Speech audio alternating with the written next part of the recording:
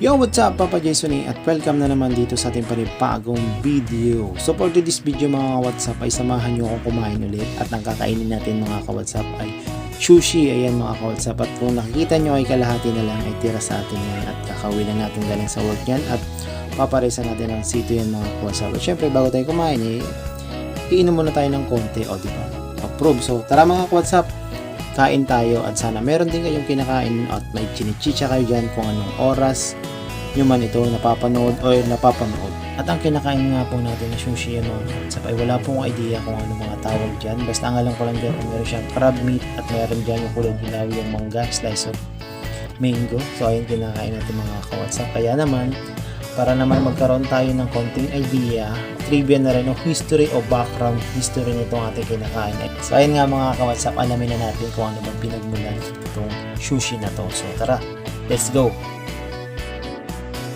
Alam nyo ba mga ka-WhatsApp na ang sushi ay isang lutuing Hapones na binubuo ng hinandang kaning may suka or sushi mishi.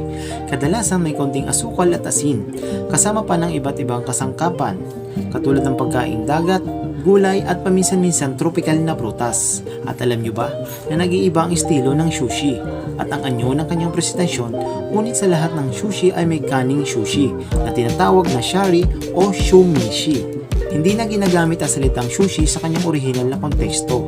Maasim ang literal na kahulugan nito. Ang tradisyonal na binubuo ang sushi ng kaning puti na may katamtamang butil, ngunit maaari itong ihanda gamit ang kaning kayumanggi o kaning maikling butil. Kadalasan inihahanda ito kasama ng mga pagkaing dagat katulad ng pusit, igat, yellowtail, salmon, tuna o crab stick. At madalas din inihain ito kasama ng gari, wasabi at toyo. Tanyang napalamuti ng putahe ang daikon.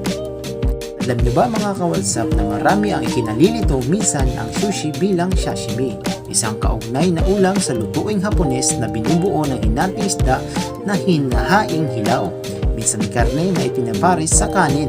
Nagmula ang sushi sa Timog Silangang Asya, nakilala na ngayon bilang narushi na ang ibig sabihin ay daing na isda na posibleng nakaimbak sa ibinurong kanin ng ilang buwan sa isang pagkakataon. Pinipigilan ng lactofermentasyon ng kanin ang pagbubulok ng isda at saka itinatapon ng kanin bago kainin ng isda. Ang mga ganitong maagang uri ng sushi ay naging mahalagang pinagkukunan ng protina sa mga Haponesang konsumidor. At ang salitang sushi ay nagmula sa makalumang pabaleralang uri na hindi na ginagamit sa ibang konteksto at literal na nanguhulog ang maasim. At ang putahe ay may lasang maasim at umami o malinamnam. At umiiral pa rin ang narushi bilang rehiyonal na espesyalidad kapansin-pansin bilang puna sushi mula sa perpektura ng Shiga, isang kabisera sa Japan. Idagdag ang suka sa paghanda ng narushi sa panahong Muromachi taong 1336 hanggang 1573 para mapahusay ang lasa at pagpapanatili. Bilang karagdagan sa pagdaragdag ng asin ng kanin, ipinapahaba ng suka ang kahabaan ng buhay sa putahe na naging sanhi ng pagpapaikli ng proseso ng pagburo at kalaunay pagwawaksi. Higit pang nilinang ng mga primitibong sushi sa Osaka kung saan naging ushi sushi o hako sushi ito sa loob ng ilang siglo. Sa ganitong paghahanda, hinubog ang pagkaing dagat at kanin gamit ang hulma na gawa sa kahoy o tipikal na kawayan. Noong taong 1603 hanggang 1860 ito panahong Indo ay sinimulan lamang ihain ang sariwang isda sa ibabaw ng ipinasukang kanin at nori na naging popular ang partikular na estilo ng nigiri sushi sa kasalukuyan sa Edo, kapanahon ng Tokyo sa mga dekadang 1820 o 1830. Isang karaniwang kwento na pinagmulan ng nigiri sushi ay isang kwento ni Chief Hanaya Yuhi mula noong 1799 to 1858 na lumikha ng perpekto ang kasiningan noong 1824 sa kanyang tindahan sa Ryugoku.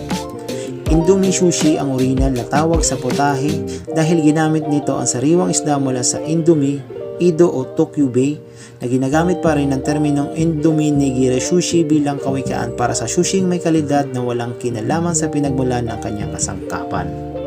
So ayun na nga mga ka-WhatsApp. So hanggang dito na lang ating video dahil tapos na tayong kumain at syempre nabusog ako dyan at sana nabusog din kayo at kahit paano nakapag-share ako sa inyo ng idea about dito sa ating kinakain na sushi. At syempre maraming salamat sa inyong walang sawang pagsuporta at galing pala ang ating source ay galing sa Wikipedia. So salamat ulit sa Wikipedia dahil meron tayong history background dito sa kinakain natin sushi. So once again, maraming salamat sa inyong walang sawang suporta at ingat po tayo palagi. At stay safe always at huwag kalimutan magdasal dahil siya na buko tayo makatulong sa atin, wala iba kundi ang Panginoon. So yun lang, maraming salamat. Papa Jason, what's up, let's go. Brr.